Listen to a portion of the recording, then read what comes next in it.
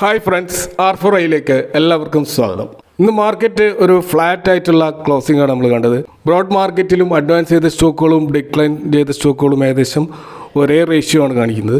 മോർണിംഗിൽ വളരെ പോസിറ്റീവായിട്ടുള്ള കാര്യങ്ങൾ ഗ്ലോബൽ മാർക്കറ്റിൽ ഉണ്ടായിരുന്നു. ലോകത്തെ ഒരു കാലത്ത് എണ്ണ നിയന്ത്രിച്ചതുപോലെ ഇന്ന് ലോകത്തെ നിയന്ത്രിക്കുന്നത് NVIDIAയുടെ ചിപ്പുകളാണ്. അപ്പോൾ അതുകൊണ്ടാണ് NVIDIAയുടെ റിസൾട്ട് ലോകം വളരെയധികം ആകാംക്ഷയോടെ കാത്തിരിക്കുന്നത്.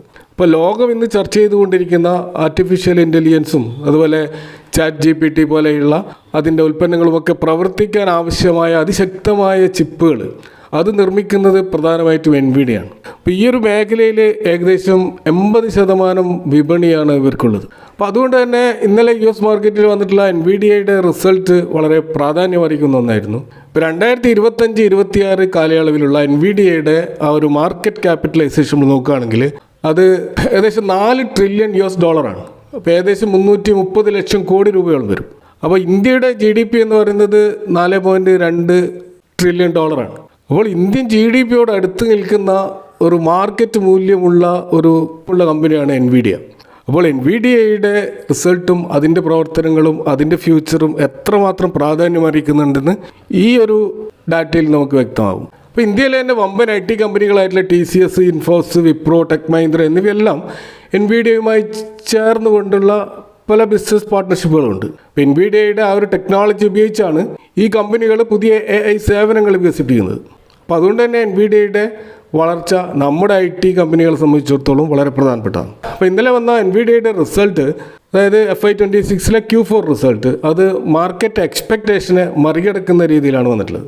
അത് റവന്യൂ $68 ബില്യൺ ആയിട്ടാണ് കാണുന്നത്. ഇത് കഴിഞ്ഞ വർഷത്തെ അപേക്ഷിച്ച് 73% കൂടുതലാണ്. അതുപോലെ ഏർണിങ്സ് പെർ ഷെയർ $1.62 ആണ്. അപ്പോൾ അത് 1.52 എന്നുള്ള മാർക്കറ്റിൻ്റെ എക്സ്പെക്റ്റേഷനേക്കാൾ കൂടുതലാണ്. അപ്പോൾ AI ചിപ്പുകളുടെ ആവശ്യകത വർദ്ധിച്ചതോടെ ഡാറ്റാ സെൻറ്റർ വിഭാഗത്ത് നിന്നുള്ള ഇവരുടെ വരുമാനം എന്ന് പറയുന്നത് $62 ബില്യൺ ആയിട്ടാണ് ഉയർന്നിരിക്കുന്നത്. ഏകദേശം 75% വളർച്ചയാണത്.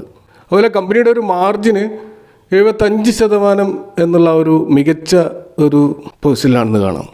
കൂടാതെ ഇവരുടെ ഗൈഡൻസിൽ അടുത്ത ക്വാർട്ടറിൽ ഇവരുടെ വരുമാനം പ്രതീക്ഷിക്കുന്നത് $78 ബില്യൺ ആണ്. അപ്പോൾ ഇതും അനലിസ്റ്റുകളുടെ എക്സ്പെക്റ്റേഷനേക്കാൾ കൂടുതലായിട്ടുള്ള ഒരു ഗൈഡൻസാണ്.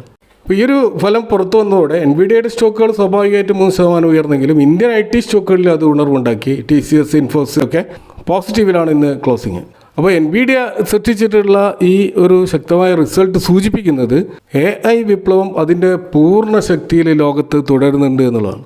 കൂടാതെ ഇന്ത്യൻ മാർക്കറ്റിൽ വളരെ പോസിറ്റീവായിട്ടുള്ളൊരു കാര്യം FIIസിൻ്റെ ഇൻഫ്ലോസ് ആണ്. കാരണം കഴിഞ്ഞ ദിവസം അവർ നല്ല തോതിൽ ബൈ ചെയ്തതായിട്ട് കാണാം. ഏകദേശം 3024 കോടിയുടെ നെറ്റ് ബൈയിങ് ആണ് അവർ നടത്തിയിട്ടുള്ളത്. ഇതും മാർക്കറ്റിൽ ഒരു ആത്മവിശ്വാസം പകരുന്നുണ്ട്.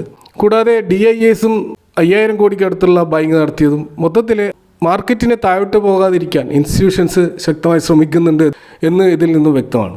ഇതുകൂടാതെ നാളെ പുറത്തു വരാനിരിക്കുന്ന ഇന്ത്യയുടെ GDP ഡാറ്റ ഉണ്ട്. അപ്പോൾ അതും വളരെ പ്രധാനപ്പെട്ട ഒരു ട്രിഗർ പോയിൻ്റ് ആയിരിക്കും. അപ്പോൾ അത് വളരെ പോസിറ്റീവായിട്ട് വരികയാണെങ്കിൽ നമ്മുടെ മാർക്കറ്റിൽ അത് നല്ലൊരു മൊമെൻറ്റം ഉണ്ടാക്കാൻ ഒരുപക്ഷെ സഹായിച്ചേക്കും. ഇന്ന് നമുക്കറിയാം BSEയുടെ മന്ത്ലി എക്സ്പയറി ആയിരുന്നു. അതുകൊണ്ട് തന്നെ ഡെറിവേറ്റീവ് കോൺട്രാക്റ്റുകളിൽ തീർച്ചയായിട്ടും ഒരു പ്രോഫിറ്റ് ബുക്കിങ്ങിൻ്റെ ഭാഗമായിട്ടും ഷോർട്ട് കവറിങ്ങിൻ്റെ ഭാഗമായിട്ടും ഒക്കെ ഉണ്ടായിട്ടുള്ള ഒരു ചാഞ്ചാട്ടം ഇന്ന് മാർക്കറ്റിലുണ്ടായിരുന്നു. അപ്പോൾ നിഫ്റ്റി ഒടുവിൽ ഇപ്പോൾ 25,500 എന്നുള്ള അതിൻ്റെ ഒരു പ്രധാനപ്പെട്ട ഒരു സപ്പോർട്ട് ലെവലിലാണ് ഇപ്പോൾ നിൽക്കുന്നത്. അപ്പോൾ അടുത്ത ഒരു ലക്ഷ്യം തീർച്ചയായിട്ടും 25,700, 25,800 ലെവലുകളാണ്. അതുപോലെ തന്നെ 25,300 ഒരു ശക്തമായ സപ്പോർട്ടായിട്ട് ഇപ്പോൾ നിൽക്കുകയാണ്.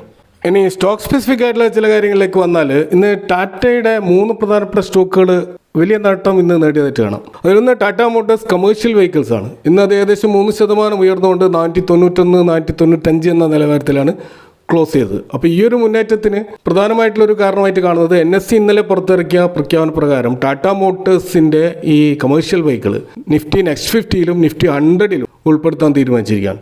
അപ്പോൾ ഇതുവഴി ഈ മാർച്ച് അവസാനത്തോടു കൂടി ഏകദേശം 1200 കോടിക്ക് മുകളിലുള്ള ഒരു നിക്ഷേപം ഈ ഓഹരിയിലേക്ക് ഒഴുകിയെത്തുമെന്നാണ് കണക്കാക്കപ്പെടുന്നത്.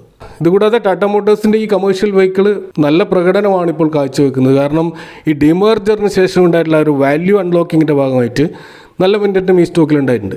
ഇപ്പോൾ ഇൻഫ്രാസ്ട്രക്ചർ മേഖലയിലും അതുപോലെ ഗവൺമെൻറ് നിക്ഷേപങ്ങളുമൊക്കെ വർദ്ധിക്കുന്നത് കൊണ്ട് ട്രക്കുകളുടെയും കമേഴ്ഷ്യൽ വാഹനങ്ങളുടെയും വിൽപ്പന വലിയ തോതിൽ വർദ്ധിക്കുന്നുണ്ട്. ഇപ്പോൾ ജനുവരി മാസത്തിൽ ടാറ്റയുടെ കമേഴ്ഷ്യൽ വാഹന വിൽപ്പനയിൽ ഏകദേശം 30% വർധനവാണ് രേഖപ്പെടുത്തിയത്. കൂടാതെ എക്സ്പോർട്ടിലും 40% മുന്നേറ്റം ഉണ്ടായിട്ടുണ്ട്. ഇപ്പോൾ ടാറ്റ മോട്ടോഴ്സിനോടൊപ്പം നെക്സ്റ്റ് 50 ഇൻഡെക്സിലേക്ക് കടന്നു വരുന്ന മറ്റ് പ്രധാനപ്പെട്ട കമ്പനികളിലൊന്ന് ടാറ്റ ക്യാപിറ്റൽ, അതുപോലെ HDFC AMC, Muthoot finance, Cummins India, union bank of India എന്നീ സ്റ്റോക്കുകളാണ്. ഇതേപോലെ തന്നെ ടാറ്റയുടെ പാസഞ്ചർ വെഹിക്കിൾ സ്റ്റോക്കുകളിലും ഇന്ന് നല്ല മുന്നേറ്റം ഉണ്ടായതായിട്ട് കാണാം. 2.5% മുതൽ 2.8% വരെ ഇത് മുന്നോട്ടേക്ക് കുതിച്ചതായിട്ട് കാണാം. 392 എന്ന നിലവാരത്തിലാണ് ഇപ്പോൾ ട്രേഡ് ചെയ്യുന്നത്. അപ്പോൾ ജനുവരി മാസത്തെ കമ്പനിയുടെ ആ യൂണിറ്റ് വിൽപ്പന ഏകദേശം 40% വളർച്ച രേഖപ്പെടുത്തിയിട്ടുള്ളത്. അതുപോലെ ഇലക്ട്രിക് വാഹനങ്ങളുടെ വിൽപ്പനയിൽ മാത്രം 72% വർധന ഉണ്ടായതും ഇൻവെസ്റ്റേഴ്സിനെ വലിയ തോതിൽ ഈ സ്റ്റോക്കിലേക്ക് ആകർഷിച്ചിട്ടുണ്ട്. ഫെബ്രുവരിയിലും ഈ ഒരു ട്രെൻഡ് തുടരുമെന്നാണ് പ്രതീക്ഷിക്കുന്നത്. അപ്പോൾ ഓട്ടോമൊബൈൽ മേഖലയിൽ GST കുറച്ചതിന് ശേഷം പാസഞ്ചർ വാഹനങ്ങൾക്ക്, പ്രത്യേകിച്ച് ടാറ്റയുടെ മിഡ് റേഞ്ച് SUVകൾക്ക്, നെക്സോൺ, പഞ്ച് പോലെയുള്ള കാറുകൾക്ക് വൻ ഡിമാൻഡാണ് കൂടിയിട്ടുള്ളത്. അതുപോലെ ഇവരുടെ പുതിയ മോഡലുകൾ, ഇപ്പോൾ ടാറ്റ സിയറ വളരെ പോസിറ്റീവായിട്ട് മാർക്കറ്റ് പിടിച്ചെടുക്കുന്നതായിട്ട് കാണാം. അതുപോലെ ഈ ടാറ്റയുടെ കമേഴ്ഷ്യൽ വെഹിക്കിൾ നെക്സ്റ്റ് 50യിൽ ഉൾപ്പെട്ടതും അതും ഈ സ്റ്റോക്കിലും ഒരു പോസിറ്റീവായിട്ട് വന്നിട്ടുണ്ട്.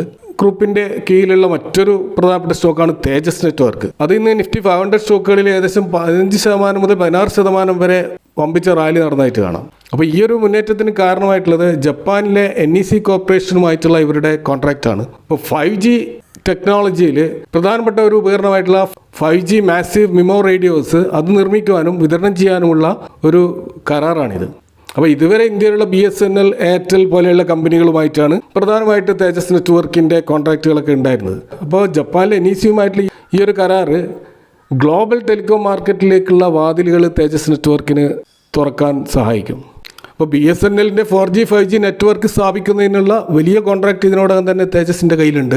കൂടാതെ ടാറ്റ സൺസിൻ്റെ കീഴിലുള്ള ഒരു കമ്പനി ആയതിനാൽ ഇതിന് വലിയ ഫൈനാൻഷ്യൽ സപ്പോർട്ടും ഉണ്ട് എന്ന് നമുക്ക് മനസ്സിലാക്കാം. ഇതുപോലെ ഇന്ന് മാർക്കറ്റിൽ നമ്മൾ കാണുന്ന IRFCയുടെ OFS അത് വലിയൊരു ദുരന്തമായിട്ട് മാറിയതായിട്ട് കാണാൻ കഴിയും. കാരണം ഓഹരി വില ഇപ്പോൾ 103 എന്ന നിലവാരത്തിലേക്ക് താഴ്ന്നിരിക്കുകയാണ്.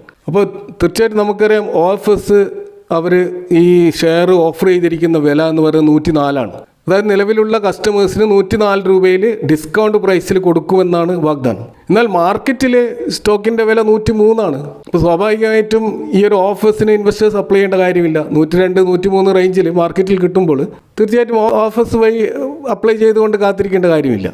അതുകൂടാതെ ഇന്നലെ തന്നെ ഇൻസ്റ്റിറ്റ്യൂഷണൽ ഇൻവെസ്റ്റേഴ്സിൻ്റെ വളരെ കോൾഡ് ആയിട്ടുള്ള ഒരു പ്രതികരണമാണ് ഈ സ്റ്റോക്കിനെതിരെ ഉണ്ടായിട്ടുള്ളത്. കാരണം 94-98% സബ്സ്ക്രിപ്ഷൻ മാത്രമാണ് നടന്നത്. അപ്പോൾ ഇത് മൊത്തത്തിൽ മാർക്കറ്റിൽ ഒരു നെഗറ്റീവ് സെൻറ്റിമെൻറ്റ്സ് ഉണ്ടാക്കിയിട്ടുണ്ട്. അപ്പോൾ വൻകിട നിക്ഷേപകർക്ക് ഈ സ്റ്റോക്കിൽ താല്പര്യമില്ല എന്നാണ് ഇത് സൂചിപ്പിക്കുന്നത്. അപ്പോൾ അതുകൊണ്ട് തന്നെ ഗവൺമെൻറ് ഇപ്പോൾ 4% ഓഹരികൾ വിൽക്കാൻ തീരുമാനിച്ചിരുന്നു. അതിൽ 2% ഗ്രീൻ ഷൂ ഓഫർ ആയിരുന്നു. അപ്പോൾ ആ ഒരു 2% വിൽക്കുന്നില്ലെന്ന് സർക്കാർ തീരുമാനിച്ചിരിക്കുകയാണ്. അപ്പോൾ IRFC തീർച്ചയായിട്ടും നമ്മൾ ശ്രദ്ധിക്കേണ്ടത് അതിൻ്റെ 100 rupees എന്നുള്ള ഒരു സൈക്കോളജിക്കൽ ലെവൽ ബ്രേക്ക് ചെയ്യുന്നുണ്ടോ എന്ന് നമ്മൾ തീർച്ചയായിട്ടും വാച്ച് ചെയ്യണം. സ്റ്റോക്ക് ഓൾറെഡി ഹോൾഡ് ചെയ്യുന്നവരാണെങ്കിൽ തീർച്ചയായിട്ടും ആ ലെവൽ വളരെ ഇമ്പോർട്ടൻ്റ് ആണ്. അവിടെ നിന്ന് സപ്പോർട്ട് എടുക്കുന്നില്ലെങ്കിൽ ഈ സ്റ്റോക്കിൽ വലിയൊരു ബിയറിഷ്നെസ് ഉണ്ടാവാൻ സാധ്യതയാണ്. അപ്പോൾ ഇതൊക്കെയാണ് ഇന്നത്തെ മാർക്കറ്റുമായി ബന്ധപ്പെട്ട് നിങ്ങളുമായി ഷെയർ ചെയ്യാനുള്ള ഈ വിഷയങ്ങളുമായി ബന്ധപ്പെട്ട് നിങ്ങളുടെ കമൻറ്റുകൾ, അഭിപ്രായങ്ങൾ അറിയിക്കുക. Thank for watching. See next time with another video.